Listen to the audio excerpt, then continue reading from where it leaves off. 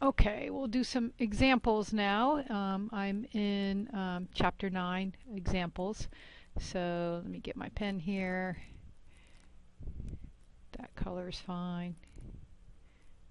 Got my pen. So here's our first example, and I think this comes out of example 9.3.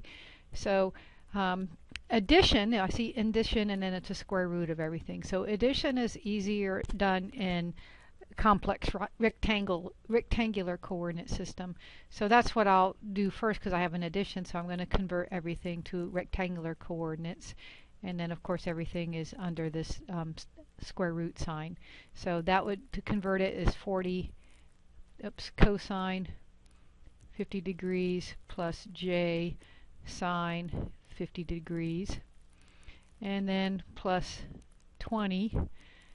Again, just apply Euler's. Cosine minus 30 plus j sine minus 30. And then the whole thing, don't forget, you'll have to take the square root. So when I do that part out, I get 25.71 plus j 30.64 for this one. That's the first one. And the second one ends up being 17.32 plus j minus 10. This is the second one. And of course the whole thing is still square rooted. So now you add the real parts together, and then you add the imaginary parts together. So that equals this plus this will be, I have it on my scratch paper, okay, 43.03, and then this plus this will be 20.64 plus j 20.64, and all of this is to the 1/2. Now taking something that's a square root of is easier done in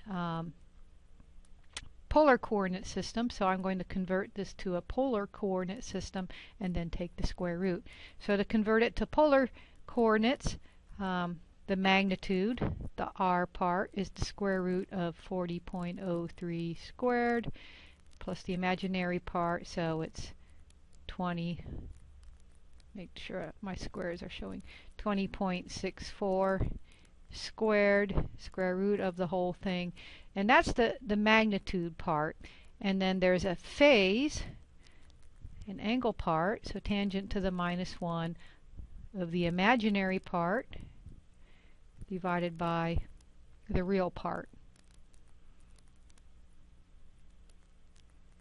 And then of course this whole thing is still square root of it. So in complex space right now, this is the real axis, this is the imaginary axis. We have a real magnitude, a real r part right here, and we have a phase, and the phase, the angle, is a positive number on the imaginary side and a positive number on the real side. So that puts me up here in this quadrant. So for example, if I had some, here's my resultant r right here, and sine of that is a positive number and cosine of that angle right here is a positive number. So that's this quadrant 1, and this is quadrant 2, quadrant 3, quadrant 4. I'm teaching a math class now, not really. So I know my r is going to be right there in that quadrant, and my angle theta right here, or theta if I call it theta, will be found in this first quadrant. So now the next thing is just to do that part of the math, and that gives me pen back. Should give me, yeah, 47.72, and the angle that you come up with is 25.63 degrees, and I still need to find the square root of that whole thing, and so I take the square root of this number, to the square root of it. And this number, you just divide it by 2, the angle.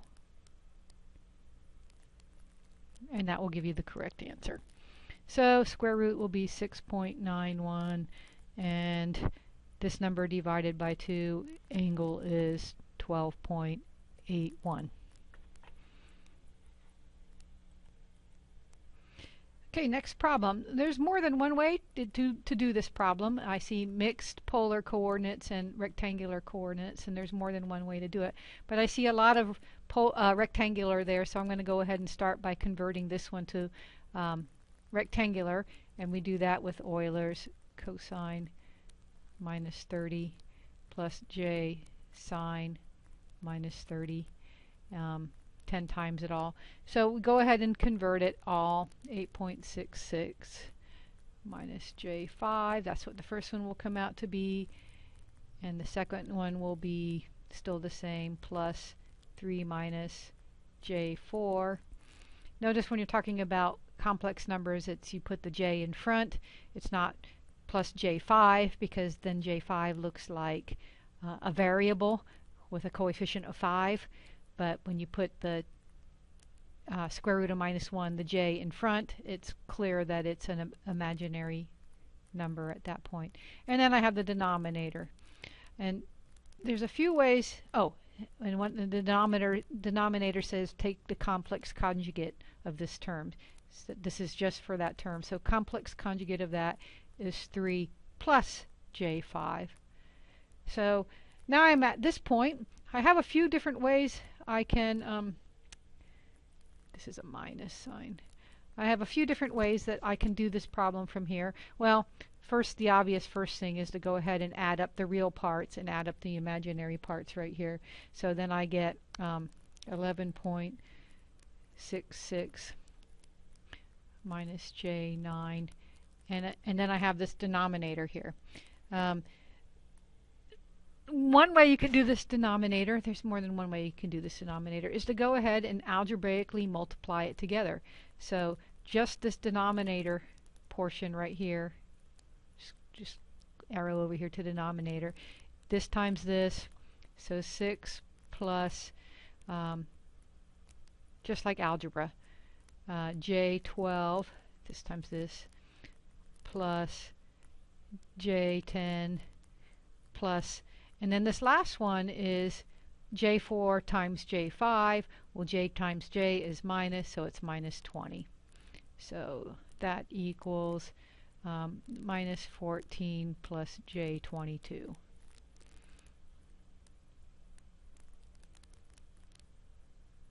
So this is division. So your textbook says it's easier to do division by converting it to its polar form, but there's another way that's also done. So your textbook converts them both to polar form and finishes the problem, which is all fine. So I'm going to do it different from your textbook, just to, and so this is on page, I can't see the page number.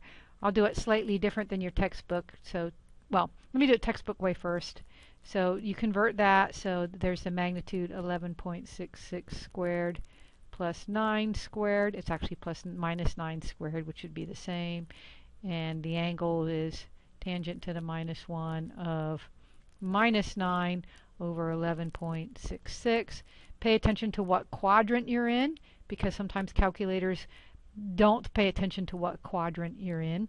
So I'm in minus 9 in the complex direction and 11.66 in the real direction. So I'm in this quadrant right here, the fourth quadrant of the complex plane, real, imaginary. So the angle of interest is going to be right here. And sometimes your calculator won't tell you it's a minus something degrees, because you can also get that same answer in this quadrant. So you have to check and make sure that you're in the right quadrant.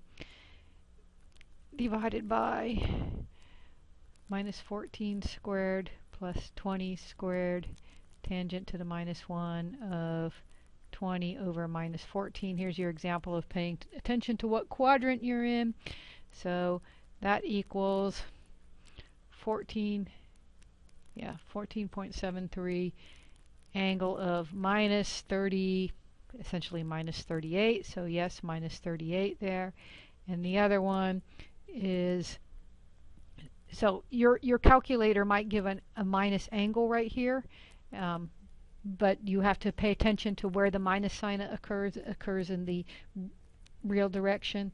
So then I get 26.08 angle of 122.47, and so you divide this number by this number, and that's 0.565, and then you subtract angles right here, right? So that's minus 160.13 degrees.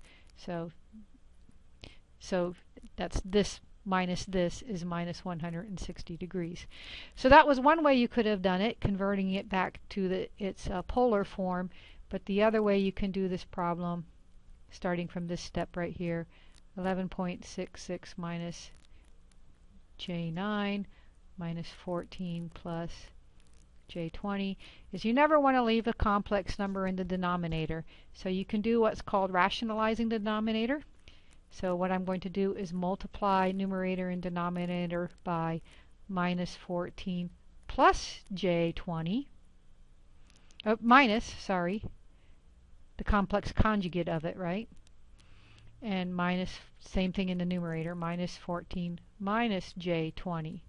So I haven't changed the problem because I'm multiplying by the same thing in the numerators and denominators, but I am multiplying by the complex conjugate over there.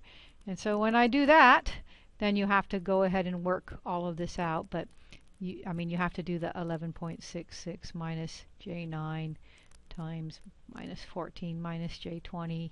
You have to do the algebraic multiplication right there. But the denominator will be 14 squared plus 20 squared. So I've made it a real number already. And so continuing the process here, I'm going to pause for a second and multiply the numbers out so I don't have to waste your time punching my calculator keys. So there, I finished in the math, and when I finished in the math I discovered that I made a mistake because I didn't carry my numbers down correctly. So you can see my red corrections in here, and then I went ahead and did the problem as I said, by multiplying the numerator and the denominator by the complex conjugate of this complex denominator. And so there's just the ugly algebra and continuing it out here, and then I get this final answer. And so doing it this way gives you the final answer in the rectangular form, and if I convert that to polar form, it's exactly the same answer as we got up here. And so I redrew the polar form because the picture up here that I had wasn't appropriate for the final answer, saying what quadrant we are in right now. So the quadrant has negative 160 degrees. So it's negative 160 degrees with a magnitude of the resultant number being 0.565. And you could also draw it, rather than r and angle, you could draw it in the rectangular coordinate system by real, imaginary, and I'm going negative 0.5 this way, and then negative 0.1919 this way, and it gives me the same answer as this one. So either way, okay, next example. Okay, evaluate this next expression. I see it's mixed, rectangular, and polar. So I would probably go ahead and evaluate this first. So just normal algebra, that's minus 5 minus J2 plus 20J. And this time this makes it negative minus 8. And then convert this to, using Euler's, cosine 60 plus J sine 60. And then you'll have everybody in rectangular coordinate system, and you can add up the real and the imaginary parts, and you'll get that answer.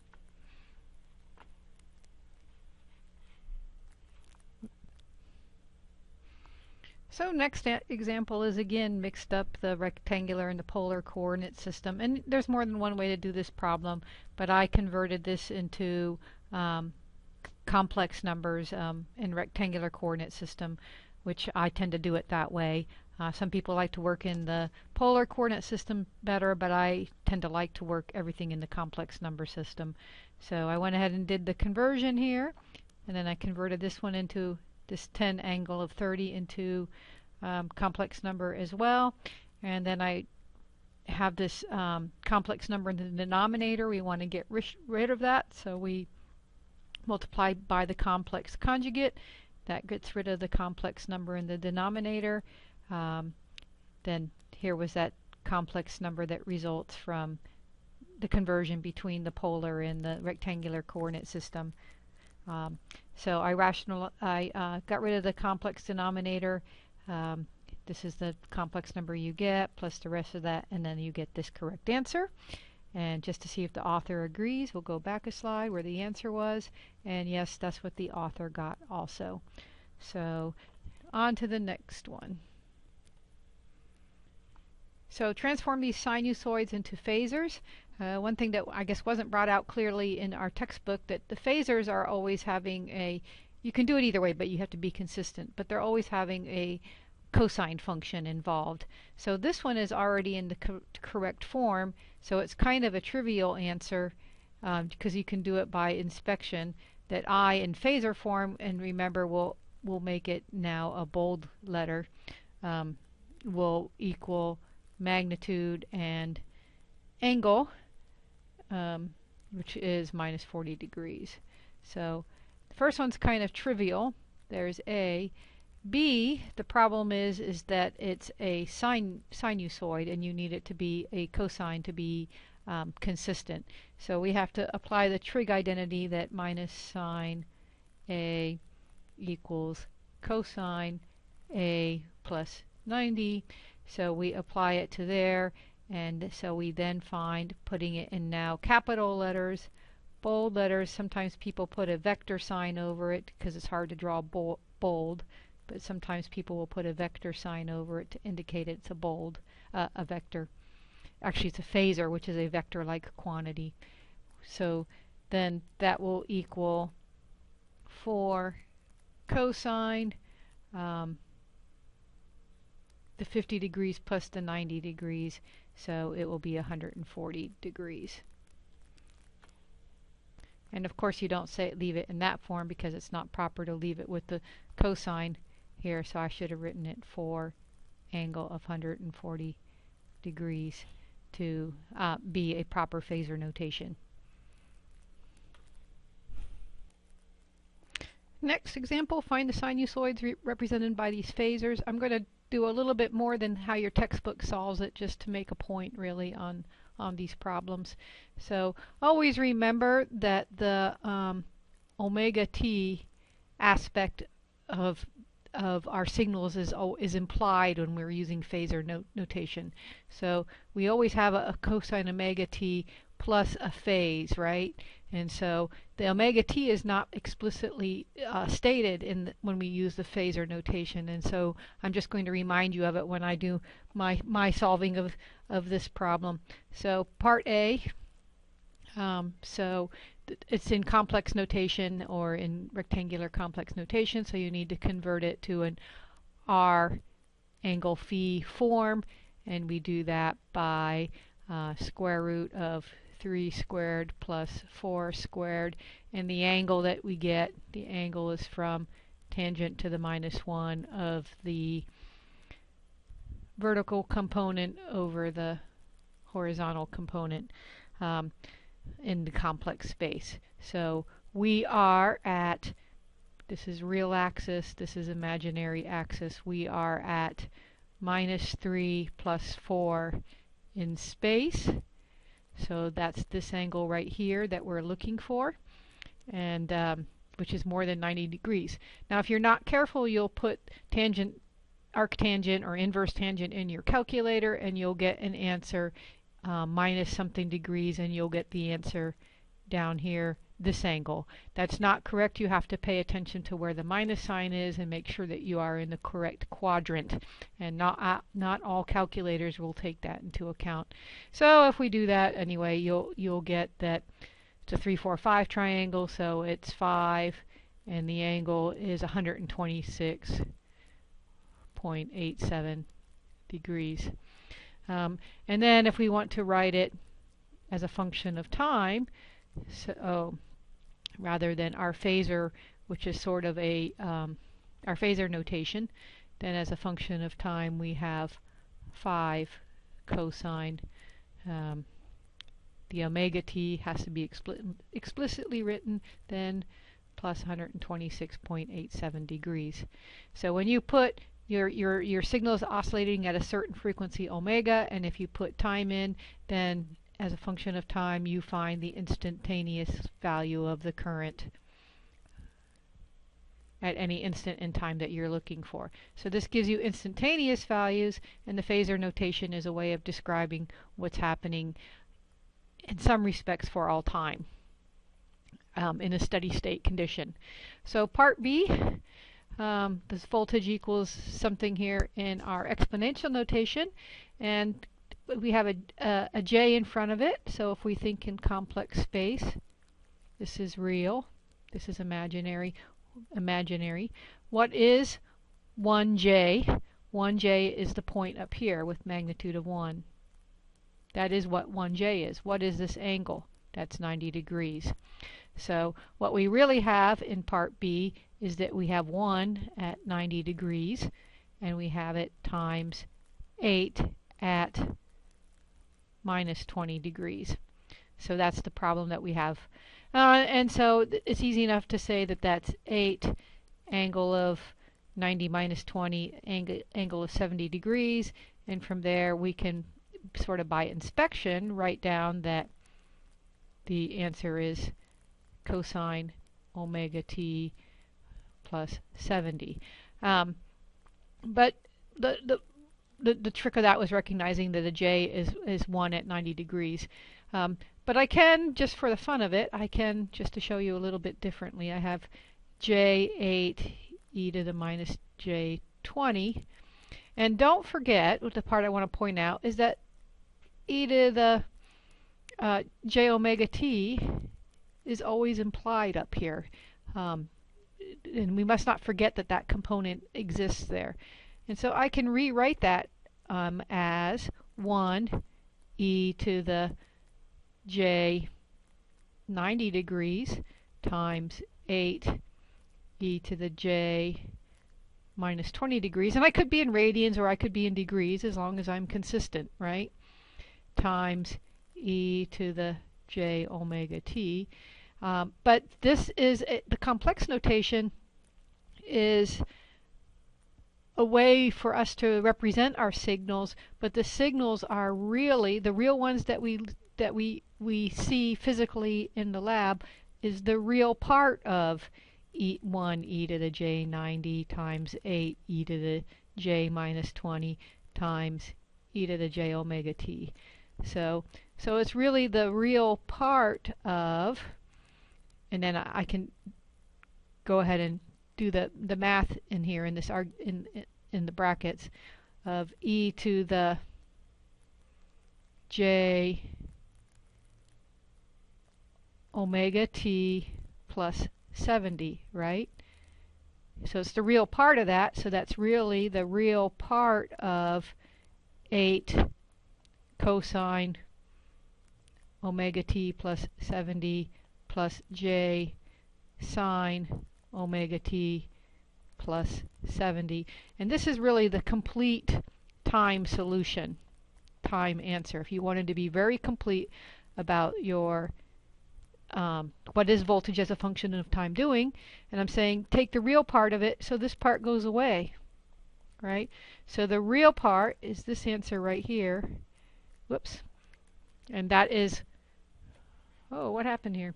That is really what's happening in the real world, the signal that you observe in the lab.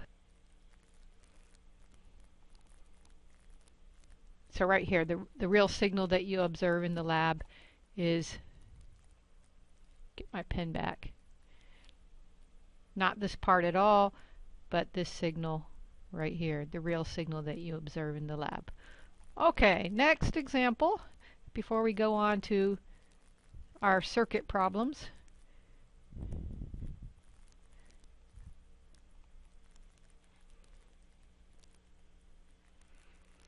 So part A, find the sinusoids for these phasors. There's more that you can apply a trig identity here to get rid of this minus sign in the front, which is I think usually the way your textbook does it. But I sometimes don't remember my trig identities and I have to look them up. But I can certainly remember pictorially, physically what's happening in the picture, and that's often the most helpful to me. So if I draw this phasor, here's my real axis and my imaginary axis. It says it's minus 25 at an angle of 40 degrees. So first I find the 40 degrees. That's 40 degrees right here. But the amplitude, magnitude, is negative, so it's in this direction. And that phasor V actually is occurring here. So that's 40, that's 40, that's 50 degrees. So I can, by inspection, convert this to be 25 at minus 90 plus 50, minus 140 degrees. So by inspection I can do that, or I can apply a trig identity here. But my personal thing is to be able to comprehend what's happening in the picture rather than always remembering the trig identities. So, okay, so that's really what's happening, and then we can actually simply convert it by inspection on this one.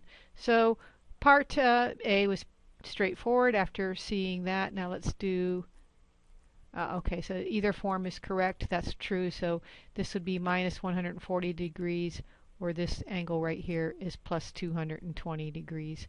So either form here is correct. So let's look at the next one, part B, with an I in front of it, and a J in front of it, and remember J means e to the I90. Or we could just do the algebra here, which is probably the approach I would first take. So I would go ahead and multiply through. So I bold, so I'll vector sign it for being bold, is now J12. J times J is minus 1. With a minus sign here makes it a plus 5. So now I have 5 plus J12, which I can convert straightforwardly into the final answer, which I'm just going to write out and not calculate, of 12 over 5.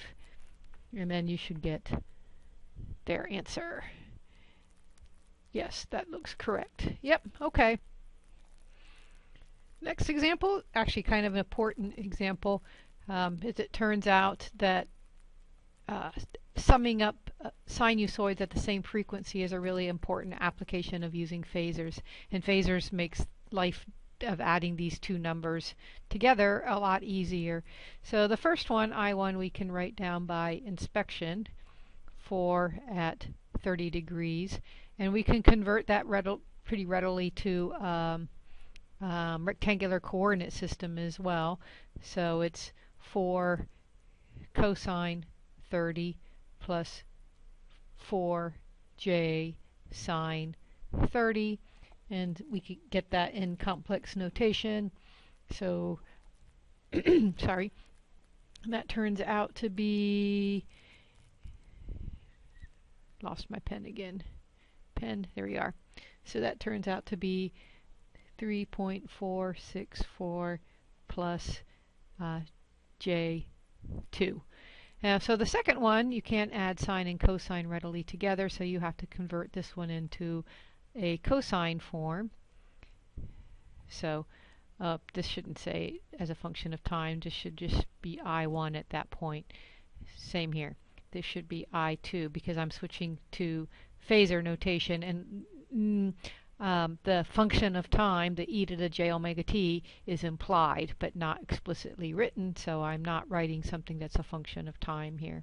So I2, I have to now convert that into a cosine form.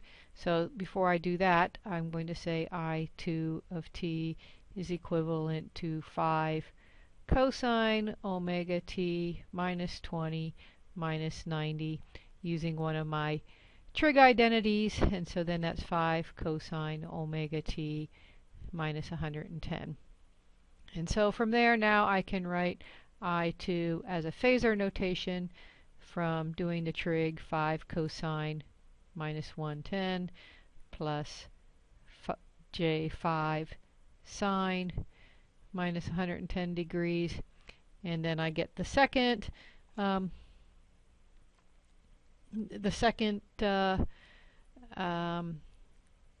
complex notation for this phasor, and that is minus 1.171 minus J 4.698.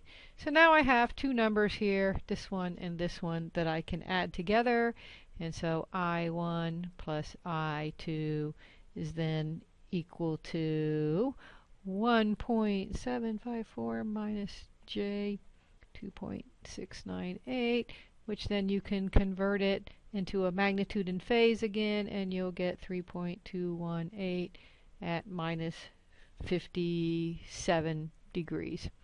So one of the nice things is it's much easier to add phasors up than trying to add sine this plus cosine that. Okay, moving on. Last example, using the phasor approach to determine the current in this circuit, and this is an integral differential equation, which means it has a combination integral and derivative in it. So this looks familiar from the last chapter, but remember in the last chapter we were finding the transient response. So what happens when the switch closes or opens, or what happens in the natural response when the circuit is discharging. So this one, if you were to find the transient response, you would have, or the total response current, what current is doing for all time in the circuit, you would have a transient solution from this half of the differential equation, and then you would have a steady state solution concerned with this part here. But when we use phasors to analyze the problem, we are only finding the steady state solution, and that's really the main point of this problem. So I convert the differential equation into a phasor equation here, and I convert also the forcing function on the right hand side into a phasor notation. And so you see my i's here are capitalized now, indicating they're a phasor, and for integration it's a 1 over j omega, which if you take the assumed solution, which is an exponential function, that's where that came from. And the derivative of an exponential thing is going to have a j omega term here, and then the phasor notations keep track of the phases of everything in the signal. So this is an interesting problem because the omega t part is still implied, and that's where we get the integral and derivative portions of the equation in here. So, but we knew that omega is 2 from this part of the equation right here. Omega is 2, so we can substitute that in, which leaves only the j's. And remember, a j in the denominator changes sign when it moves into the numerator, so you see that right here. So a 1 over j is the same as minus j. And so then after that it becomes a problem that we already know how to do.